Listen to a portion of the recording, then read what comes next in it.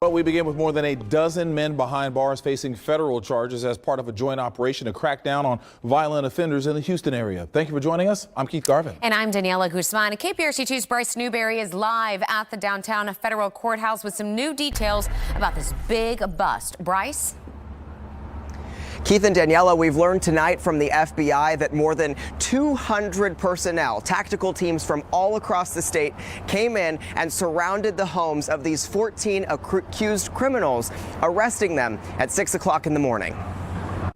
For the second time in 2 months, the FBI announcing a group of arrests the special agent in charge of the Houston division says target violent crime. For every criminal that we take off the streets, that's one less person being victimized. Early Wednesday morning, FBI tactical teams helped arrest 14 men indicted for federal violations like drug trafficking and unlawful possession of a firearm. Guns and drugs, they fuel violent crime. Court records show several of the men have lengthy criminal histories in Harris County. Federal charges usually are longer sentences. It's much harder to be released on bond on the federal side than it is on the state side. The arrests come after federal and local officials in September announced a surge of law enforcement tools and resources to the Houston area to target gangs. We're going to use every resource available to make sure that we're dismantling gangs, that we are dismantling criminal networks. And that's work that won't stop. And we will keep chipping away at these criminal